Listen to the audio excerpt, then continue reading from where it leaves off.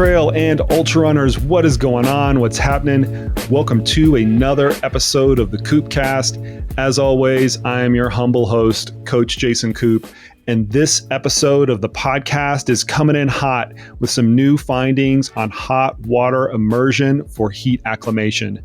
Those of you training for the Badwater 135, the Western States 100, or even Wasatch surely recognize the need for heat acclimation training in order to improve performance in those events. However, there still remains a chasm of practice among coaches and athletes as to what types of interventions to use, whether that be exercising in the heat, the use of a sauna, or the use of a hot water immersion bath, and even how long to use those interventions for. In addition to this, it has long been contentious amongst coaches and athletes about how stressful these types of interventions are, and I have made my opinion very clear on this aspect, that many athletes and coaches continually miss the mark when they choose to run around the mountains in their puffy jackets or use a sauna for months on end. Fortunately for athletes, more and more research continues to point out that sensible heat acclimation protocols that last days, not weeks, and interfere little or not at all with the training process continue to come out, and this podcast is a further extension of that theme. So, enter Sam Oliver and Robbie McIntyre, whose recent paper, which is titled A Comparison of Medium-Term Heat Acclimation by Post-Exercise Hot Water Immersion or Exercise in the Heat, Adaptation, Overreaching, and Thyroid Hormones. And I know that's a mouthful, but this research paper pits hot water immersion against exercising in the heat in a control group and compare those modes' effectiveness and if they have a difference in contributing to any of the ill effects of overtraining syndrome. I love how the research like this can produce simple, logical extensions into everyday practice and preparation for athletes so that they can perform at their best. So with that as a bit of a backdrop, I'm going to get right out of the way. Here's my conversation with Sam Oliver and Robbie McIntyre. I'm always really curious to talk about a topic such as this because it's so incredibly prevalent in ultramarathon running, which is going to be our primary audience that's listening to this. Not only do we have like a number of races that are hot weather races where the environment becomes one of, if not the limiting factor. But in addition to this, and I make fun of the ultra crowd about this all the time, there's just this legacy of ultra runners doing all of these contrived and crazy methods and adjunctive types of training and interventions to try to overcome the heat. And whether that's exercising in a sauna or layering up with 10 different layers or doing a combination of all of those and even more, it just kind of gets more bizarre. So those two things combine, the fact that the races themselves, or there are a lot of races themselves that have hot weather types of environments where it becomes a critical issue, but also this kind of legacy of all this crazy type of training. It makes the research that we're going to talk about today incredibly prevalent. But before we get into it, just so the audience can kind of learn voices to names and to learn a little bit more about you, let's take some time and just introduce you guys and just generally what you do and what your research focuses on. And I guess since my green box is around Sam, you can kick us off here. Thanks, Jason. So my name's Sam Oliver. I'm a reader, I guess you'd say associate professor on that side of the pond in sport and exercise science here at Bangor University in Wales in the UK. My work, my research and teaching really centers around exercise and environmental physiology.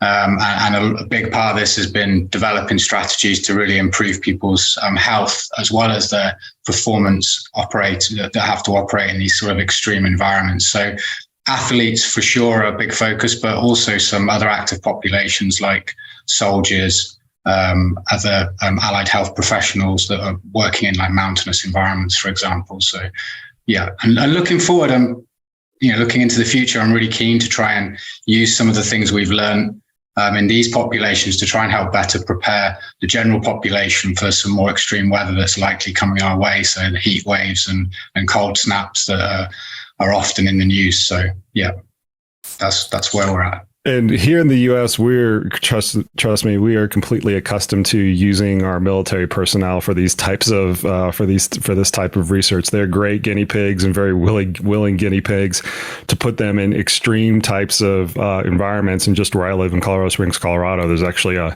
kind of a plethora of that because we have the mountains and we have the cold and we also have the military bases here. So a lot of that research tends to emanate just really proximal to where I'm living. So I'm sure you can appreciate that. So let's continue on. Robbie, you want to introduce yourself real quick? Yeah, thanks, Jason. Thanks for having us on. My name's Robbie McIntyre.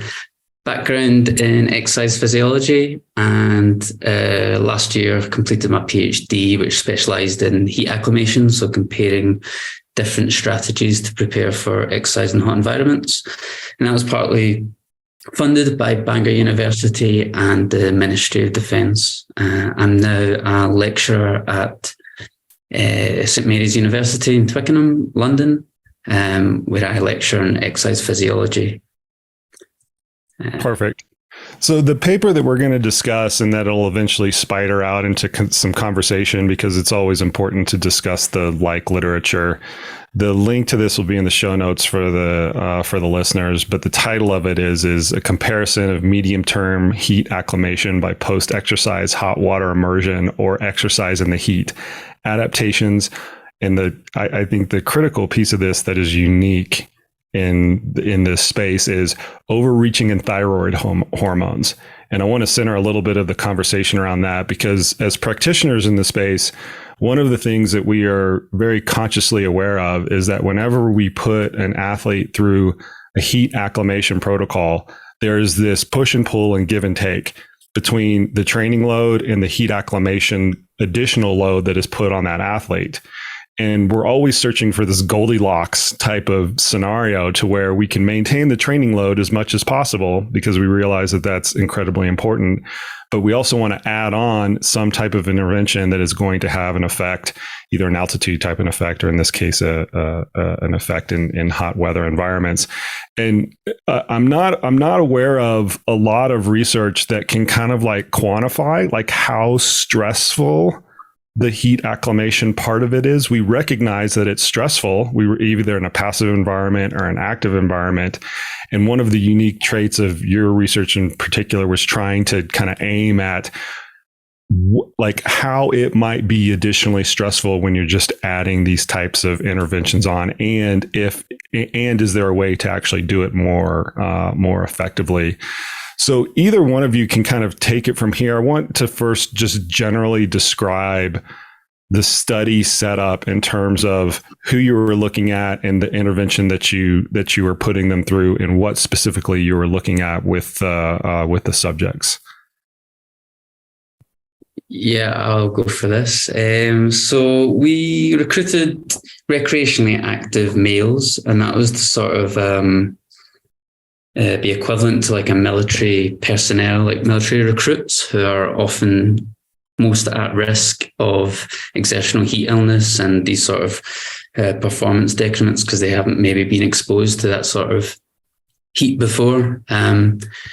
So that was our study population, and what we were doing was comparing conventional exercise heat acclimation intervention with a more novel post-exercise hot water immersion approach. We've previously seen adaptations from post-exercise hot water immersion over the short term, so looking at 3 to 6 days. But what we hadn't investigated yet was extending that and seeing whether extending the 6-day post-exercise hot water immersion protocol to 12 days would lead to greater adaptations, which is often reported to be the case with conventional exercise heat acclimation interventions. So we wanted to extend the protocol to 12 days and assess heat acclimation adaptations and compare those between post-exercise hot water immersion and exercise heat acclimation. And as you've said, we wanted to also look into maybe if we could elucidate some of the mechanisms behind the adaptations from heat acclimation. So we set about trying to measure thyroid hormones, and we also were quite interested in looking at the overreaching element to it as well and comparing it between those two interventions. And for the audience, just as a little bit of a clarification, I think we need to be a little bit more specific on what the exercise heat acclimation, or the traditional way, as you were calling it, of heat acclimation, what that actually means. Like, what were the athletes actually doing for that? Are they exercising in the heat? Are they overdressing? Like, how did that actually look in this paper? Yeah, so we wanted to sort of replicate normal guidelines, which is just to exercise in the heat. So normally what athletes would do is to travel out to a hot country and complete like a training camp there for a week, 2 weeks, and then travel back home. Or they could also travel, exercise in an environmental chamber, which is like a hot box sort of idea, where you can control the environmental conditions, so increase the temperature of the room and exercise there.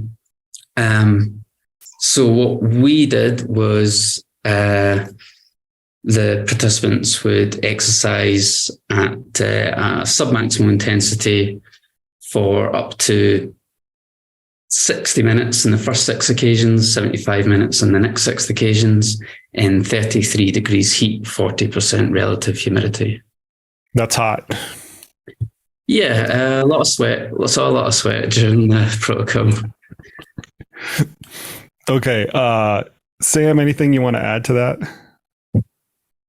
No, not really. I think Robbie's just done a really good job there describing the protocol. I think the key message here is we're really trying to compare that historically what people have thought of as being the kind of optimal, kind of prolonged 12 days, 2 weeks of exercise heat acclimation, whether that be in a chamber or whether that be in a natural environment, to this new form of that's maybe more practical of exercising in a cool environment, but then taking that hot bath afterwards to try and act as a additional or different heat acclimation strategy. So that's the real key. Was there any reason that you guys were using hot water immersion as opposed to a dry sauna? So it comes from background studies. So Mike Zaralu and Neil Walsh, Jessica Mee, released a few studies a few years ago from 2016, 2018, 2019, looking at post-exercise hot water immersion. So we knew from those studies that it was effective in recreationally active and endurance-trained individuals. So, and the results looked really promising. So we thought that was a good option to go with. Yeah, I'd add on to that one there, Jason, that it is from that practical sense. I guess a sauna, you need that sauna environment. Not many people are lucky enough to probably have a sauna at home, but most people have a bath or something that they could, a tub or something that they could fill with hot water and sort of recreate this in their own environment. So from a practical perspective, it probably is more practical than like a sauna type strategy, certainly much more practical than having a thermal or environmental chamber for you to do this. Excellent. Yeah, excellent. And I've seen, we've used both of those methodologies in practice. And I would say the balance of it always comes out on Sam, just what you were mentioning. What's the most convenient for the athlete, right? Because when you try to tease out the differences from a physiological point of view or from an outcome point of view between those two methodologies, you kind of get into this hair splitting type of competition. And you've got to go back to, is it easier just for the athlete to fill up their tub with hot water, boiling water, some sort of combination of those two, or drive to the gym, get in a dry sauna, go from their car to the gym, get in the sauna, come out, and then kind of go on with their day? That's a whole, hour and a half, right, of additional time that's kind of evaporated. So I think your point from a convenience perspective is actually really well taken. I want to get into some of the overtraining component of this particular paper that you guys wanted to study, because I think this is one of the things that makes this relatively unique in this whole heat acclimation space, and also brings us back to the question of, from a practical point of view, what intervention is going to be best, what type of intervention is going to be best, depending upon the situation of the athlete. So what were you measuring from that perspective, and why did you choose to measure those markers? So we looked at a number of different measures, including sleep, cognitive function, and what else did we measure, Sam? I forgot.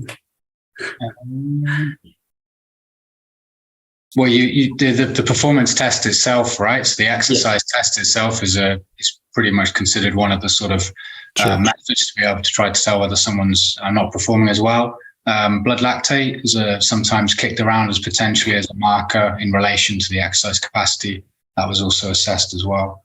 And mood, of course, which is probably the most simplest, most practical way. And I'm guessing, Jason, as a coach, and I'm guessing you probably get most from speaking to your athletes and finding out how they're feeling. And probably that's the biggest indication if you've you ramped up their training a bit too quick, or it's been going on for too long at a high level. And really, my understanding of the overtraining literature, not specifically of heat acclimation, is that mood is probably one of the most sensitive markers. So Robbie did a good job in assessing that in the participants in this study as well.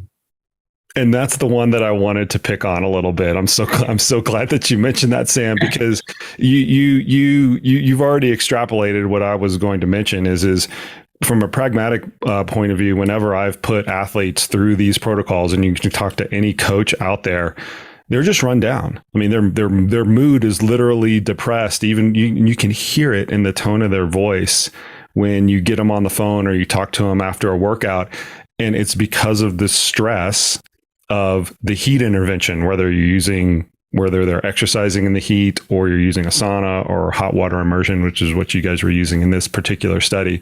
And so I'm so glad that you guys tried to encapsulate that as well, because it's a sentiment that we've had in the coaching world for a long period of time, but we've had a tough time like scientifically explaining it, or scientifically kind of like moving through, is this actually something, or are we kind of biasing it with our own, through our own lens and through our own experience? So let's start to move through the results, and you guys can direct on what you think were the most important things from and the most powerful things from the actual research itself, and then we can kind of discuss what those mean for the athlete. So Robbie, I think you'll probably take the lead on this piece of it. What within the results of the actual study did you kind of find like the most important that athletes should actually start to pay attention to? So for heat acclimation, a key adaptation would be reduction in end exercise core temperature. So that's core temperature. We used rectal core temperature, which is gold standard. But yeah, core temperature at the end of submaximal exercise in the heat. And that adaptation really lends itself to performing in the heat, because that tends to be the limiting factor. When you reach a core temperature of 40 degrees, then you're starting to go into heat stroke and your performance, heat exhaustion, that sort of thing. So that's like a key adaptation to heat acclimation, and it's one of our key results from this study, a reduction in end exercise core temperature and resting core temperature as well. So we saw quite large reductions following 6 and 12 days of post-exercise hot water immersion, and end exercise core temperature and resting core temperature. And it was a significantly greater reduction in both of those from just the exercising in a temperate environment and then exercising in the heat as well. So that would be our main one, I think. Sam, do you want to tack onto that? Yeah, only to maybe point something out, which is maybe in comparison with some of the previous studies that, as Robbie rightly pointed out, were led by Professor Neil Walsh and Mike Zuralu, the earlier papers in this sequence of studies. One of the additional things we did in this study is we started to look at not just core temperature, but also the whole body's temperature using a metric called mean body temperature, which is mathematically derived from the peripheral skin temperature and the core temperature combined. And in this paper, we actually showed that was also reduced the whole mean body temperature of the individual more after post-exercise hot water immersion in comparison with the conventional heat acclimation strategy. And the reason why I picked that up, you might sort of say, well, Sam, it sounds like you're splitting hairs, core temperature. Yeah. So I'll pick that up a little bit more. As the way I like to think about it is that if we just focus on core temperature, we might be missing the total benefit of interventions, whether that be heat acclimation or some other form of preparatory strategy for people they're going to go and exercise in heat. So if we take another one, say like ice slushy is one that some people have knocked around. So you take your ice slushy, it drops your core temperature, but I'm not aware of whether that's really going to have any effect on your periphery, whether that's actually going to reduce the whole body's temperature. And I think one of the really additional steps in this study is we've shown that post-exercise hot water immersion leads to a reduction in the whole body temperature, which if you think about it, when you start to exercise, if the whole body is cooler, you've created yourself a greater ceiling, before you heat up to those higher core temperatures. And there's although it's somewhat debated, some people actually argue that it's not really core temperature alone, which is the limiting factor for exercise performance in the heat. It's actually a combination, and maybe just as important to think about skin temperature and how hot our periphery is when we think about what causes us to stop exercising. So, like I said, I think that additional bit of information, it might be missed when people read the paper because they don't quite get the subtlety between assessing the core versus the whole body temperature. But I think that additional bit of information is really suggests to me even greater benefits really of post-exercise hot water immersion than perhaps we've previously appreciated in the earlier work. Yeah, I think that's super important because I remember when everybody jumped on the ice slushy bandwagon for, it seemed like a 6 or 18 month period of time when that initial research came out. And then we all took a big step back and said, wait a minute. Maybe this doesn't have as big of an effect as we thought it did. And then maybe in certain conditions, you're actually being counterproductive to what you're trying to do because the cold that you're ingesting is so highly localized in one area of the body. And not to say that you can't combine an ice slushy with other types of cooling interventions, but a lot of people, in my opinion, my professional coaching opinion, got blinded to utilizing one as kind of the sole sword in that fight that they were having against the heat, and not realizing that there are other things at play. So the salient point though with this particular study is what you're trying to communicate, that I'll reemphasize, is maybe with any type of heat intervention, we should appreciate both the reduction in core temperature as well as the reduction in total body temperature. And perhaps hot water immersion can affect both of those, which is a larger benefit than just the core temperature reduction.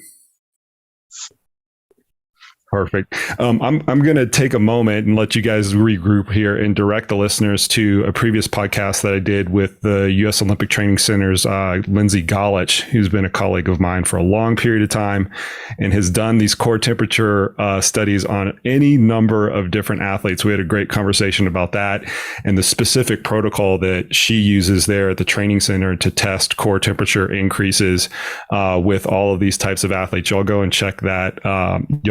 That podcast out if you want more information on how they actually test this in the lab and some of the protocols that are actually used, which is slightly different than you guys' protocol, but it's going to hit the general gists. So we'll move back to Robbie here.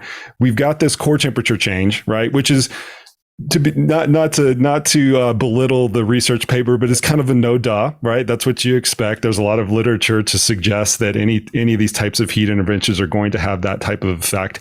Let's roll it down a little bit more. What else did you find that was interesting that might be important to athletes?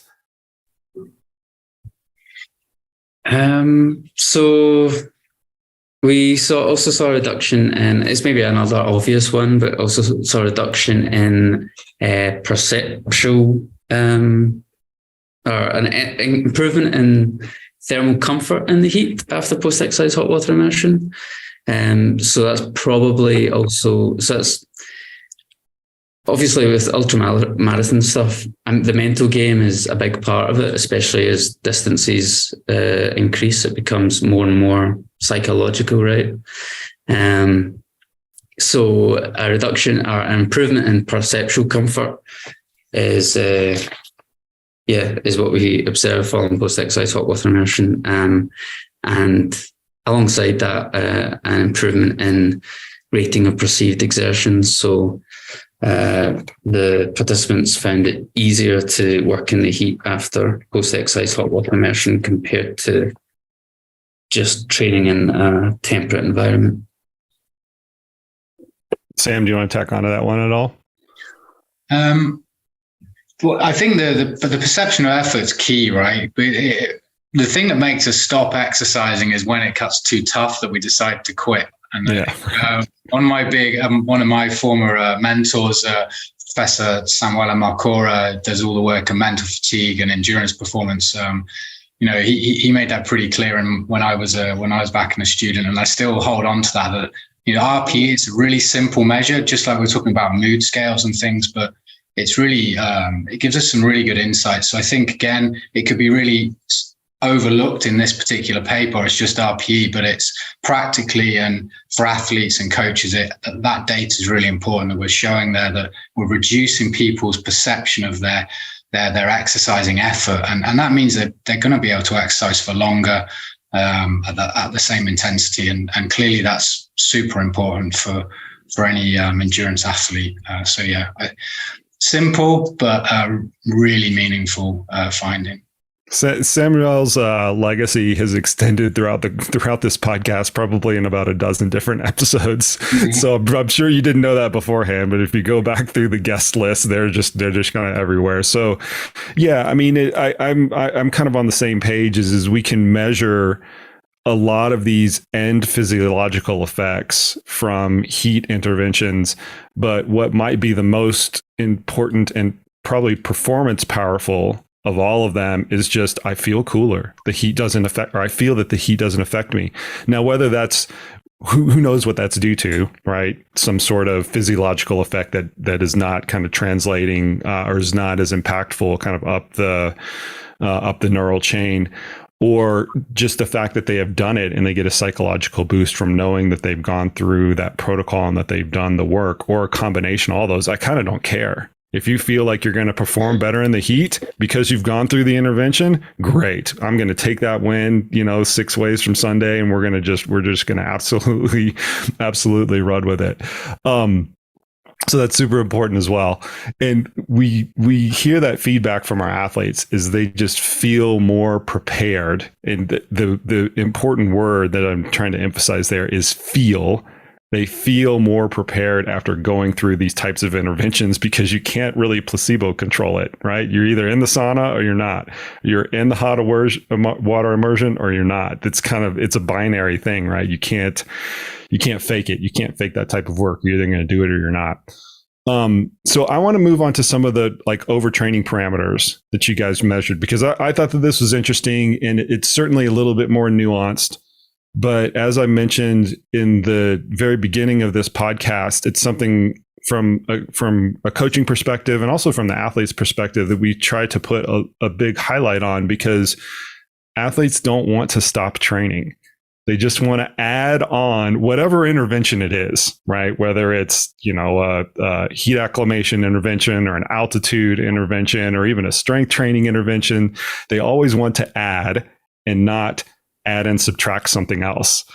And we've tried to find this Goldilocks scenario across the whole host of training interventions that we have in our toolkit, heat acclimation kind of being one of them. And you guys are trying to get a little bit at this answer in terms of how impactful this could be. What did you find out in this area? Because it is something that's subject to debate and something that's a lot more, it's certainly a little bit less clear than some of the other end physiological goals that you can measure? Yeah, I think it's a difficult one. It's often overreaching is often overlooked in heat acclimation literature. You don't often see overreaching markers measured. There are a couple of studies that have looked at overreaching after like an intensified heat acclimation training program and shown that after a period of recovery, there is an additional performance improvement. So that sort of tells you that there is a bit of a decrement after exercise heat acclimation. But yeah, to our knowledge, I think this is the first study that's looked at overreaching markers after post-exercise hot water immersion. I think a strength of this study is we used a lot of different measures to try and work out whether participants were overreached.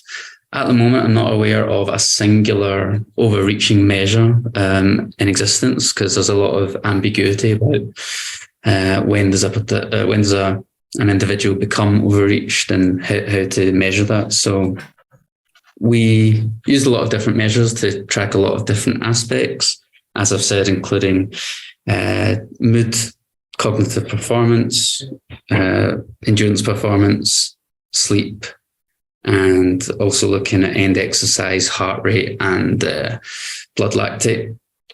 And yeah, after 12 days of post-exercise hot water immersion, 12 days of exercise heat acclimation, and 12 days of exercise in temperate environment, we found that there weren't actually any differences between those interventions in terms of overreaching markers. So that sort of shows you that even though that these participants had done 12 days of this heat acclimation, that they weren't showing much sign of overreaching. So, kind of what I take from that is that either one of the interventions are tolerable. And, one of the things that I think it's really important to point out to this is you're using a group to where they're not trying to exercise at their absolute maximum, right? Their training protocol is not certainly set up to their maximum capacity.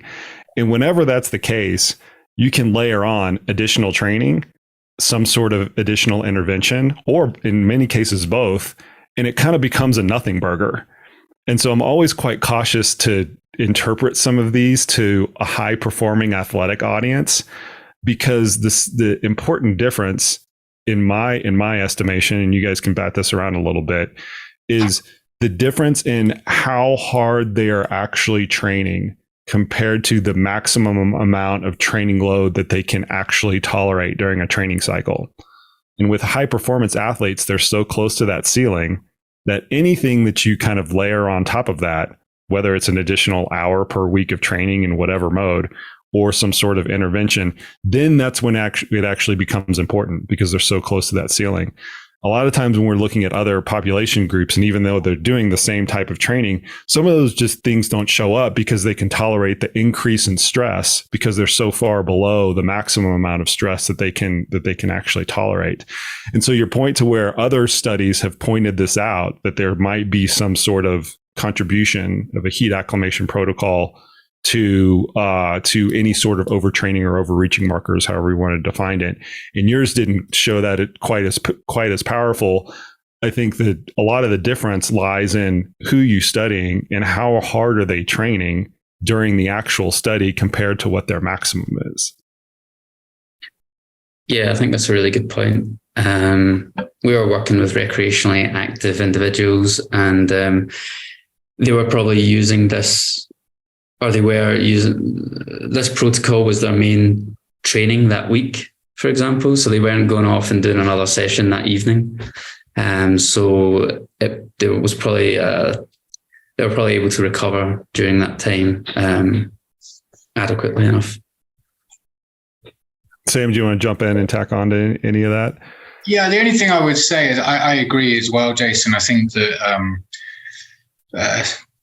understanding the merit of post-exercise hot water immersion in really elite athletes, perhaps we don't have the hard evidence on that, but I think some of the earlier studies by Zaralu, the first author. In that study, there is some data there in some people who are more endurance trained that their VO2 max escapes me. Maybe Robbie can remember how fit those individuals were in the endurance trained group, but they were pretty well trained and doing a pretty reasonable number of hours. So there is evidence that the post-exercise hot water immersion strategy is effective in more than recreationally trained athletes, not maybe in world class or super elite types. We haven't got that evidence yet, but certainly in fitter individuals. And I think the only other bit I would tack on is that remember that the exercise intensities were individualized in each of these studies, so they are a percentage of their VO2 max. So in application in really elite runners, I don't see why we wouldn't think about prescribing it in that way. I guess and then I would say that it might be effective and we would avoid the overtraining potentially in that group. I guess for you, Jason, it's about, is that enough intensity? Are they happy with that? Or do they do the strategy and turn around and say, I just didn't feel like I was running as hard today. I know it was in the heat, but I kind of wanted to run harder.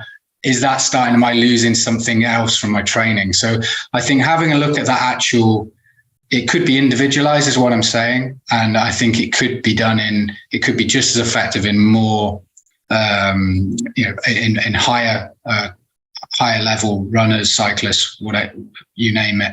But we probably just need to keep that in mind, really. Yeah, because the tendency of most athletes, I can guarantee you this with 20 years of experience doing this stuff, is they just want to add and not substitute, irrespective of the intervention or whatever type of training that you're introducing.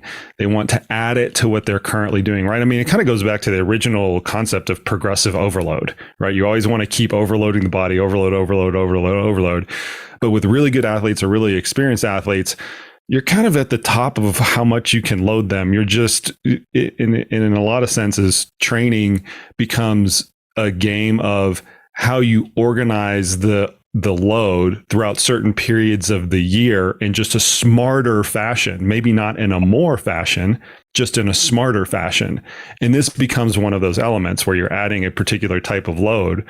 But in almost all cases, except for the cases where your athlete is kind of like, for whatever reason, maybe they're injury limited, right? So they're undershooting their maximum load. That would be a case where in your research actually would be a very good proof point of this, to where you can just add the load on top of it and there's probably no consequence. But it's when the athletes are at the maximum amount of their load, that's when it gets really tricky in adding any additional load, whether it's heat acclimation, altitude, strength training, whatever you want to add. So anyway, my encouragement to athletes is to just look at how close they are to their maximum and see how much they need to take off the table. Almost nobody wants to do it. It's I could tell you from a practitioner's point of view, it's a total arm wrestling contest to get to people to reduce 3% of their volume to add on heat. I mean, it is a really, really, really big fight. I think one of the things just coming in there, just that sort of come to me whilst we're talking about that, is one of the other really neat early findings from 2019, one of, again, Mike's earlier papers, is he showed that this heat acclimation effects from post-exercise hot water immersion last for at least 2 weeks.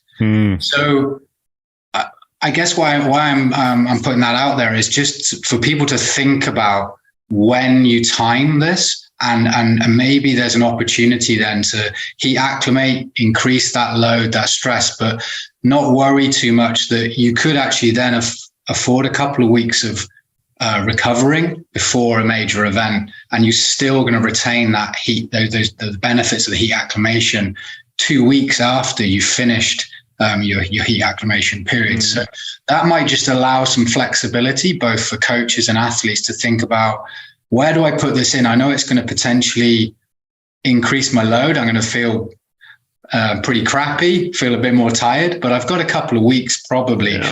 We actually don't know how long it lasts. That's a study for the future, but at least 2 weeks is our best guess at the moment. So I think that's worth bearing in mind for athletes and coaches. Yeah, to that point, you guys have probably seen this work out in practice, but many of the coaches and athletes in the space are starting to favor a 2-phase protocol where they do like the heavier hitting or the more important phase like 6 or 8 weeks out from the event, and then have a 2-week phase in between to where they're just training, and then that's their highest training phase, right? So there's no heat acclimation. They're just training as hard as they can. That's the 4 to 5 or 6 weeks out from the event.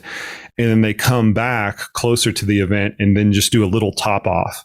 That's maybe 75% or 80% of the heat acclimation protocol that they do before, and then leave a little space to the race. And then that 2-phase protocol, it's kind of doing 2 things. First off is you're getting the first major bump far enough away from the event that if you screw it up, which happens, if you haven't done it before, it happens. You don't know how you're going to react to the heat, right? I mean, there's a huge individual response. And those of you guys that are watching the YouTube version can see these huge nods from Robbie and Sammy. You guys recognize that in the research, right? There's a huge individual variation in terms of how hard and how impactful these kind of things are. So you do the first one far enough out from the event, so if you screw it up, you got a little bit of time to course correct. But also you're not doing it at the same time as you're doing the heaviest load of training. So you stop the heat acclimation, then you do your heaviest load of training, which in my opinion makes that more impactful because you give you a little bit of a bump from that. And then you come back not having lost much, if anything, to your point, Sam, and you do a little bit of top off kind of coming back into the event. So I've just started to see that being favored a little bit more in practice versus what we originally used to do, which was just to stack it all at the very end and roll the dice and go to the casino and see if it actually ends up working in a little bit of a reckless fashion. But so I'm glad that we're starting to see some of this research really elucidate that kind of 2-phase protocol in practice, because I think the research and the practice, that's one of those areas where they've kind of been running along the same tracks for a little bit, and they're a little bit in agreement as the research starts to develop. I'm gonna end this. I'm gonna put you guys on the spot a little bit, since we were talking about the pragmatic points of it, and you guys can coin flip on who takes this one first. If you had an ultramarathon athlete and an endurance athlete approach you on just how to do this, I'm training for a hot weather race, hot weather marathon, Ironman triathlon, they're going to Kona or something like that, the Badwater 135. Can you just give them a really high level overview of the protocol that you would use, and be kind of specific? I know you guys don't like this because it starts to get into the theoretical, but try to be specific as you can on the duration of the exposure, the intensity of the exposure, and the duration of the entire protocol. I think those are the things that the athletes are the most interested in. When should I get in hot water immersion or sauna? How long should I do it for on each session? And how many total consecutive days should I actually do it for? Are there any just generalized protocols that you can throw out to the audience based on your research and experience that the audience can draw from? Robbie. Yeah. Robbie goes first. So looking at like a single session, I think you'd start off with like an easy training session to get that initial rise in core temperature, and then you're trying to get into the bath as soon as possible after you finish that training session. Bath should be at about 40 degrees C, and you'll try and maintain that during the duration of the immersion. Make sure you get up to your neck and fully submerged. And in terms of duration, starting off at around 20 minutes on your first immersion, see how that goes, but obviously listen to your body. If you feel really uncomfortable, then get out. You don't want to put yourself at risk, because as soon as you stand up, if you've ever stood up quickly after being in a bath, you'll notice you get a bit of a head rush. So be aware of that sort of thing. But yeah, start off nice and easy, 20 minutes. And then next session, maybe increase that by 5 minutes, and then just see how that goes. And then in terms of the protocol duration, I think you're pretty safe going with 6 days. We've got loads of evidence supporting 6-day immersion. We have shown nice adaptations after 3 days of post-exercise hot water immersion. But as you've said already, it is very individual. So 3 days might be good for someone, but to a higher chance of getting the adaptations that you want, I would go with lower risk 6 days and see how that goes. Sam, anything to add to that? No, I think Robbie's got that covered off really well. I'd really stress the idea that, because a lot of these people are really motivated individuals. As you've already indicated, Jason, they kind of don't want to drop stuff, and they may read, or they may misread that these were 40-minute baths and they have to do it for 12 days in a row. And although some people do get to those sort of lengths of 40 minutes after a number of days, it's really important in that first couple of days to moderately exercise. You're not coming in absolutely cooking hot after a really high intensity session and jumping into a bath, which they then go, yeah, I'm going to make it hotter still. If it was 40 degrees was good, surely more is better. So it's really a case of following the advice of moderate exercise, 40 degrees for the bath, monitor it, look for, maybe up to 20 minutes on that first immersion, but see how you get on. If you're starting to feel like I can't stand this heat, you need to be thinking to come out even earlier than that and build it up over a few days. And if you can have somebody who's in and around supervising, even if it's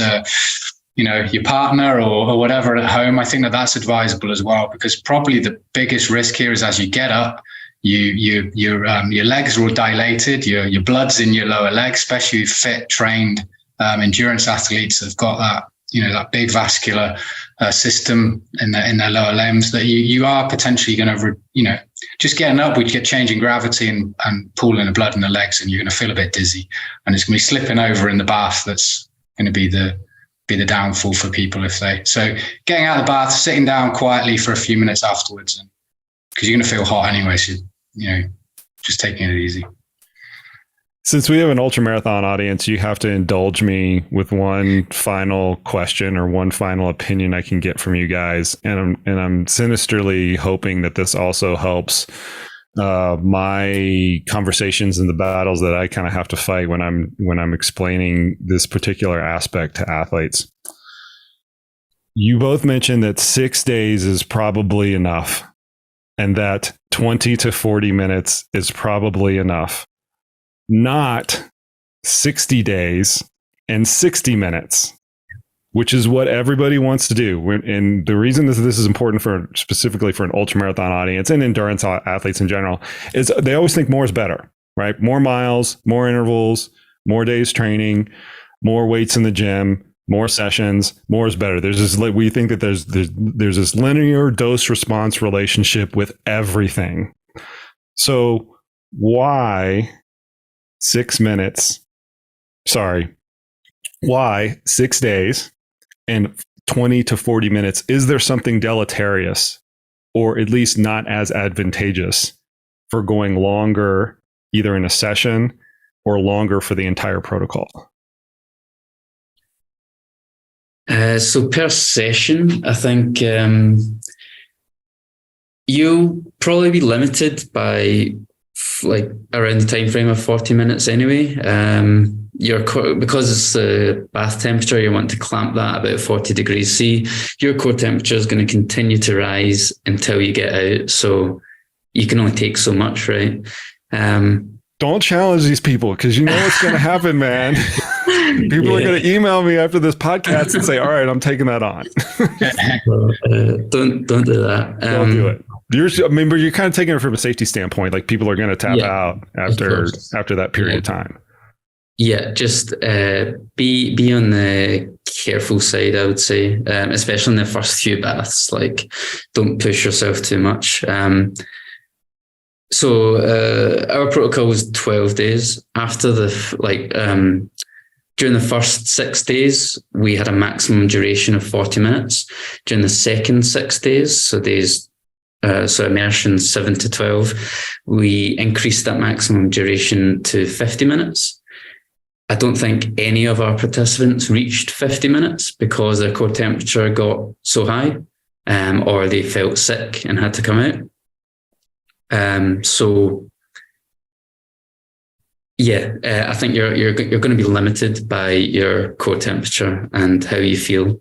But yeah, I wouldn't push much further than 40 minutes, 45 minutes, from a safety standpoint. And I'd just add to that remember, in this, we were monitoring their core temperature during the moderate exercise in a cool environment before they got in. So we knew exactly what core temperature people started the hot water bath. So that was my bit. I was trying to make the point, previous comment, which is that if people do a really high intensity, particularly high intensity short sessions where there isn't time for heat to dissipate away from the body, they're actually the sessions where people's core temperatures are going to rise the most. And actually, you could be getting into the bath already with a very high core temperature. And then 40 minutes is definitely not going to be a good idea. And 60 minutes is probably going to be dangerous. So unless you know your core temperature and you know your thermal physiology really well, I think that keeping with our sort of recommendations of building it up slowly over a number of days, doing moderate intensity exercise in a cool environment before you're getting into the hot bath, remember. And in the UK, that's pretty easy. It's pretty cold most of the time. But I know there's lots of places in the US over where you're based where parts of the year it's going to be really hot. So people are going to be already really hot potentially before they get into the bath. And I think the other bit I would just add on to this is that in the protocol, after 4 or so baths, there was a rest day in this protocol. So in the study that we're talking about. So this isn't every single day without any form of rest. So again, it might be, and this is speculative, but if we tie this with some of the other papers that have shown some overreaching problems with heat acclimation, it could be that if you do this sort of thing every single day for 12 days or more, and you're going up into sort of 4 weeks or whatever, you might start to increase your likelihood of getting some form of overreaching, etc. So maybe putting in a rest day isn't such a bad thing within even a 6-day protocol where you just don't do one hot bath. So, and at least we haven't shown that having a rest day is having a negative effect on the adaptations that are beneficially happening. So I think that's important to stress, really. Yeah, it's a relative, the hard thing that endurance athletes have the thing that they have a hard time wrapping their head around is that most of the adaptations that they are seeking are chronic adaptations. They take months to manifest. You go and you do a training session, and maybe most of those adaptations are going to show up 8 weeks down the line, right? You have to train for months, and sometimes years to get better. Here, the adaptations are very quick, right? They're acute adaptations. And so the tendency for endurance athletes is to think, once again, more is better, longer duration is better. If I do this more consecutive days, it's better as well. But all the literature is indicating that there might not only be a negative effect with doing it too many consecutive days or for too long of a period of time, but also you can get like 90% of the maximum amount of benefit that you can study in a relatively short period of time. And that's kind of what I come down to, is like, I'll leave the other 10% on the table because I don't want to spend another 30 days or however long that's going to take actually introducing this intervention and disrupting the training process and on and on and on. Leave the last 10% on the table. I can get the first 90% in whatever, 6, 8, 9 days, whatever, however you want to call it, and just call it good. Yeah, I think the benefit you get from any heat acclimation protocol diminishes past a certain point. So you reach a plateau in your adaptation, and it doesn't matter how many more heat acclimation sessions you're going to do, you're not going to get much of a benefit, especially, and it's not going to be worth your time, not going to be worth the decrement in your training intensity. And yeah, could potentially lead to overreaching as well, as we've talked about. I think that that's a perfect way to leave it. Get enough dose and then just call it good at that point. Thank you guys for this work. Like I said, I've really appreciated it. I love it when I start to see like little nuances in the acclimation interventions and also how we study the effects of those interventions. And you guys did a brilliant job putting something together that's practical for a lot of people, not just athletes. that are undertaking these things. We'll leave it with, where can people find more about you and the work that you guys are doing? Sam, you can go. Obviously, just Google me, Sam Oliver, Bangor University, UK. There's a bio, and feel free to reach out. The email address is there, and I'd like to, particularly interested actually to hear like questions and things and from coaches, runners, and athletes, because I think often those are the sorts of things that really stimulate the minds of people like me that spend more of my time writing and doing science. But actually, you guys come up with some really good questions. And something you said earlier on there, Jason, that there's some of this research is starting to sort of support some of the thoughts we had. And often I think that science we're always playing catch up, I think, with some coaching ideas and things, and eventually we help to sort of support some of those things. So we need the questions from you guys to keep us in jobs. So, I've always presented it as coaching. We need to make reasonable extensions of the research, because we're working with humans in an infinitely complex environment, and science is trying to do the opposite, right? You're trying to take that infinitely complex environment and narrow it down to a few or several types of parameters. And because of that conflict, once again, we're trying to logically extend what you guys are doing in the field. Great. We talked about this before in this podcast, right? You're studying non-competitive, non-elite types of athletes. So we'll look at this and create a logical extension of, what does this mean for an elite athlete, if that's the context that you're working with. So absolutely, I'm 100% on board on this. And I can guarantee you, we're going to have one of our coaching roundtables probably in a few weeks on heat acclimation. And we're going to bring a study like this up, as well as all the other, supporting studies that have been out there, and discuss what it means for athletes. So 100%. Robbie? Yeah, definitely. Feel free to reach out. I'd love to hear from anyone interested in heat acclimation, want to know more. You can find me on Twitter at Robbie Mac PhD, or contact me via, I'm at St Mary's University in Twickenham. So yeah, feel free to reach out, and be great to hear from anyone. Links to both of those will be in the show notes. Appreciate you guys for coming on the podcast today. All right, folks, there you have it. There you go. Much thanks to Sam and to Robbie for coming on the podcast today. And also thank you for the research that you guys do. I do continue to maintain the opinion that heat acclimation is one of the most effective interventions that we can use as coaches and endurance athletes. And it also just happens to be one of the better researched ones, and one of the ones that when you do right, it can interfere very little or at all with the actual training process. And one of the things that I hope the athletes and coaches appreciate about this podcast is the intervention doesn't have to be very complex. It doesn't have to take a lot of time. It doesn't have to take a long duration of days to actually achieve an effect. Thank you to all the listeners. I hope you appreciated this content. If you do, please share this podcast and the rest of my content, to be honest with you, but share this podcast in particular with the people that are training for Western States or Badwater or any other hot weather event. I'm sure they would appreciate it. You can also share the podcasts that are linked up in the show notes that all have a very similar theme about how to prepare for races in the heat. As always, this podcast is presented to you intentionally and deliberately without any sponsorships. That means nobody is paying for this podcast. I pull money out of my pocket each and every single month to pay for the post-production, to pay for all the things that go into this podcast. And I don't advertise on it. And I do that for you, the listeners, so that you have the utmost confidence that the information contained within this podcast is unadulterated by the almighty dollar. You can help that out by sharing this podcast with your friends and your training partners. Thank you to all the listeners out there.